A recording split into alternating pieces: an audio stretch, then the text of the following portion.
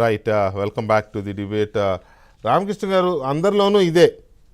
అప్పుడు వైసీపీలోకి పొలోమంటూ వెళ్ళిపోయిన వాళ్ళే వీళ్ళంతా. జగన్మోహన్ రెడ్డి గారు ఇది చూసి పార్టీ మీద, పార్టీ అధినాయకత్వం మీద నమ్మకం లేకుండా సోనియా గాంధీ గారిని, రాహుల్ గాంధీ గారిని నోటుకొచ్చినట్టు తిడుతుంటే, అది పులివెందులకి ఢిల్లీకి యుద్ధం అని కూడా అదే స్లోగన్ అప్పుడు జగన్మోహన్ రెడ్డి గారి. సో ఇలాంటి స్లోగన్ తీసుకొని పార్టీ నాయకత్వాన్ని దుమ్మెత్తిపోస్తుంటే, ఓదార్పు యాత్రలోనో పాదయాత్రలోనో ఇష్టం వచ్చినట్టు తిట్టినా కూడా కాంగ్రెస్ పార్టీ సీనియర్లు చాలామంది వన్ బై వన్ ఇప్పుడు అక్కడ ఉన్న వాళ్ళందరూ వాళ్ళే కదా, అంతే కదా. అంతా 80% వాళ్ళే, 20% ఏమైనా కొత్తగా తయారు చేసుకుని ఉండొచ్చు ఆయన. ఓటు బ్యాంకు కూడా majority vote bank Congress vote బ్యాంకే.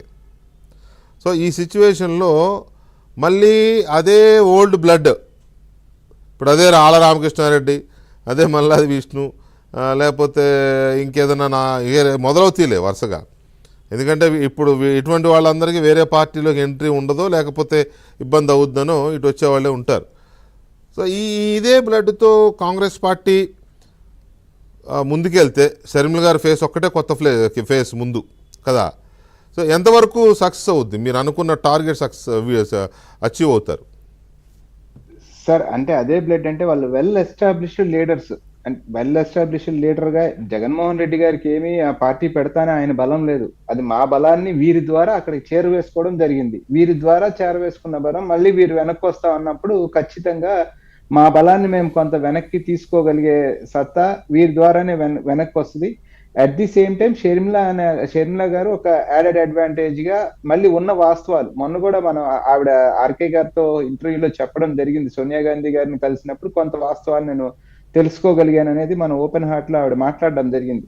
సరే, అటువంటి తరుణంలో ఎస్టాబ్లిష్డ్ లీడరు రాజశేఖర రెడ్డి గారి ఎస్టాబ్లిష్డ్ లీడర్ అంటే, say for example Vijayawada central Vishnu గారినే తీసుకుందాం, ఎస్టాబ్లిష్డ్ లీడరు. దానికి తోడు వాస్తవాలు చెప్పడానికి, గతంలో జరిగిన అసత్యాలు మొత్తాన్ని కొంత పక్కకి నెట్టి వాస్తవాలు చెప్పడానికి మళ్ళీ షర్మిల గారు వచ్చి ఇది కాదు, ఇది దిస్ ఈజ్ వాట్ అని చెప్పడానికి వచ్చినప్పుడు అది డెఫినెట్ గా ప్రజల్ని కొంత కన్విన్స్ చేసుకొని మా ఓటుని మేము తీసుకోవడంతో పాటుగా ప్రభుత్వ వ్యతిరేక ఓటు కూడా డెఫినెట్ గా, అంటే ఇందాక వారు జనసేన వారు బాగా కంగారు పడతా ఉన్నారు, కానీ అది జనసేనలోకి వెళ్తున్నారు, టీడీపీలోకి వెళ్తున్నారు. మీరు చెప్పిన ఇంట్రొడక్షన్ లో మీరు పర్ఫెక్ట్ గా చెప్పారండి. ఏది ఇన్ని తిట్టించుకుని టీడీపీలో ఎలా చేర్చుకుంటున్నారు, ఇన్ని తిట్టించుకొని మన జనసేనలో ఎలా చేర్చుకుంటున్నారు అనే మాట మాట్లాడినప్పుడు కేవలం కాంగ్రెస్ టార్గెటెడ్ గా ఇప్పుడు జనసేన మాట్లాడుతూ ఉందంటే, ఆ కంగారు అనేది ఏదైతే థర్డ్ ఫోర్స్ గా ఉంటున్న జనసేన ఇవాళ మనం వెనక్కి నెట్టబడతామేమో అని కంగారులో మాట్లాడుతున్నారో ఏమో నాకు అర్థం కాలేదు ఆయన మాట్లాడిన భాష. కానీ ఆయన చాలా క్లియర్ గా ఇవాళ మళ్ళీ కాంగ్రెస్ పార్టీ మీదకి బాణాలు ఎక్కిపెట్టి మాట్లాడటం జరిగింది.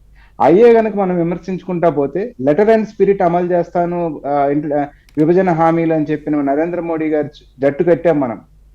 పాచిపోయిన లడ్డూలని నరేంద్ర మోడీ గారి జట్టు కట్టాం మనం. తెలుగుదేశాన్ని విపరీతంగా 2019లో ఏకిపారేసి వాళ్ళ పొత్తులో ఓట్లు చేయకూడదని పొత్తులోకి వెళ్తున్నాం మనం. సో ఒకరినొకరు విమర్శించుకుంటా పోవాలంటే యాక్చువల్ మీ చర్చ అది కాదనుకుంటాను నేను. అందుకని నేను ఆ వైపుకి వెళ్ళి మాట్లాడలేదు. కానీ మీ చర్చ అంతా కూడా కాంగ్రెస్ పార్టీ ఏ రకంగా బలపడబోతా ఉంది, మీరు ఓటుని తీసుకోగలుగుతారా లేదా, జాయినింగ్స్ ఏంటి అనే దాంట్లో మాట్లాడుతున్నారు. కాబట్టి డెఫినెట్ గా మీరు చెప్పిన పేర్లే కనుక తీసుకుంటే రైట్ ఫ్రమ్ ద బిగినింగ్ వాళ్ళు ఎన్ఎస్యుఐ దగ్గర నుంచి, యూత్ కాంగ్రెస్ నుంచి, ఆ తర్వాత మెయిన్ పేరెంట్ బాడీలోకి వచ్చి అంతా వారు ఆశాంతం కాంగ్రెస్ పార్టీలో పనిచేసి ఫైట్ అంతా వారు ఆ రోజుల్లో, నేను ఆ రోజుల సంగతి చెప్తున్నా సార్, ఆ రోజుల్లో వారంతా పూర్తి టీడీపీకి వ్యతిరేకంగా పనిచేసిన వాళ్ళు. సో వారు కొంతమంది ఆ భావజాలంతో ఉన్న వాళ్ళు ఆ వైఎస్ఆర్సీపీని యాంటీ టీడీపీగా చూసి ఆ రోజు అక్కడికి వెళ్ళి ఉండొచ్చు, లేకపోతే అక్కడికి వెళ్తేనే మనం ఎమ్మెల్యేలు అవుతాము, లేకపోతే ప్రజలకి ఏదో సేవ చేయగలుగుతామని అక్కడికి వెళ్ళి ఉండొచ్చు. కానీ ఇవాళ మళ్ళీ ఆ బ్లడ్ అంతా కూడా డెఫినెట్ గా కాంగ్రెస్ పార్టీలోకి వస్తుంది. వారు వాట్ ఈస్ కాంగ్రెస్ అనేది వారికి తెలుసు, వాట్ ఈస్ దేర్ లీడర్షిప్ అనేది కాంగ్రెస్ పార్టీకి అవగాహన ఉన్న తరుణంలో ఖచ్చితంగా వారి ద్వారా కాంగ్రెస్ పార్టీకి లబ్ధి చేకూరుతుంది. ఎంతమంది ఒక మాట చెప్పండి, కాంగ్రెస్ పార్టీ నుంచి వైసీపీకి వెళ్ళిన బ్లడ్ పూర్తిగా కలుషితమైపోయి ఇప్పుడు వెనక్కి వస్తుంది అనుకుంటున్నారా మీరు? లేకపోతే ఆల్రెడీ కలుషితమైపోయిన బ్లడ్ వైసీపీలోకి వెళ్ళి అక్కడ పరిశుద్ధమై ఇప్పుడు మళ్ళీ మీ దగ్గరకు వస్తుంది అనుకుంటున్నారా? పూర్తిగా కలుషితం అవలేక ఇమ్మడలేక ఆ రక్తాన్ని ఎక్కించుకోలేని వారి మొత్తాన్ని జగన్మోహన్ రెడ్డి గారు వాళ్ళ టికెట్లు ఇవ్వలేదు అనుకుంటున్నా సార్ నేను.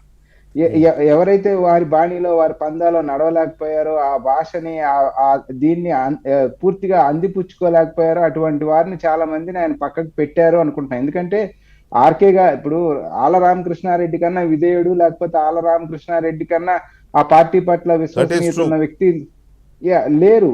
అటువంటి మళ్ళీ కోటంరెడ్డి శ్రీధర్ రెడ్డి గారు మనం అది నెల్లూరులో తీసుకుంటే వీరభక్తుడు రాజశేఖర రెడ్డి గారు. సో ఇటువంటి వారంతా అక్కడ ఎందుకు ఇమ్మడలేకపోయారంటే రాజశేఖర రెడ్డి గారిని వారు దగ్గరగా చూశారు, ఆ విధానాన్ని ఆ భావజాలాన్ని చూశారు. ఇక్కడికి వచ్చిన తర్వాత ఈ విధానాలు ఈ భావజాలాన్ని చూసిన తర్వాత దీంట్లో వారు నిజంగానే ఇమ్మడలేకపోయి ఉండవచ్చు. సో పూర్తిగా మమేకం అవ్వలేకపోతున్నారు కాబట్టి ఈ భావజాలాన్ని అందిపుచ్చుకొని ఆ భాష ఆ పురాణం మాట్లాడుతున్నారు లేకపోతున్నారు కాబట్టి వారిలో చాలా మందిని పక్కన పెడుతున్నారేమో.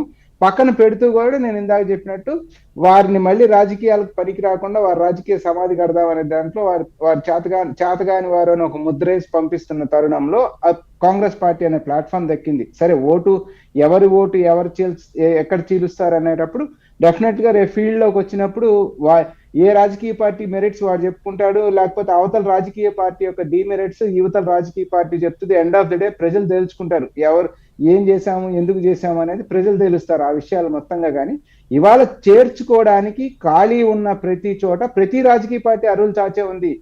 అంటే కాంగ్రెస్ పార్టీ మీరు ఇందాక నుంచి చెప్తున్నాను బలహీనంగా ఉన్నాడు, కొంత బలం చేకూరుద్దామని ఎవరన్నా చేర్చుకుంటే అర్థం ఉంది. కానీ పూర్తి బలంతో మేము ఢీ కొట్టగలం 150 సీట్లు తెచ్చుకోగలం అన్న వాళ్ళు కూడా అన్ని తిట్టించుకున్న ఇవాళ చేర్చుకుంటున్న తరుణంలో కాంగ్రెస్ పార్టీ చేర్చుకుంటే జనసేనకి ఏం అభ్యంతరం వచ్చిందో నాకైతే అర్థం కాదు వికే గారు. రైట్ పట్టాభి గారు, now coming to the point.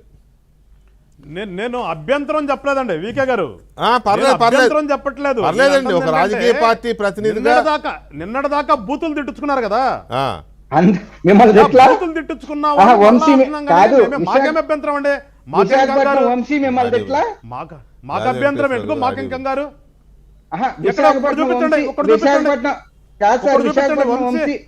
Vamsi అని ఆయన ప్రజారాజ్యం నుంచి వెళ్ళాడు. వెళ్ళిన తర్వాత అక్కడ మిమ్మల్ని అదే సార్ కాదు మీకు ఇందాకటి నుంచి వికే గారు చెప్తుంది అదే. ఇక్కడి నుంచి అక్కడికి వెళ్ళారు, అక్కడి నుంచి ఇక్కడికి వచ్చారు, ఇట్లా మార్చుకుంటా ఉన్నారు. ఆ పాత రక్తమే కదా ఎక్కించుకుంటా ఉన్నారు, బలం ఏంటని ఆయన మాట్లాడుతుంది. నా పాయింట్ తిట్టాడో లేదో ఒకసారి చూసి ఇప్పటికైనా ఒక మాట అర్థం చేసుకోండి. ఎన్టీ రామారావు గారు పార్టీ పెట్టినప్పుడు ఏపీ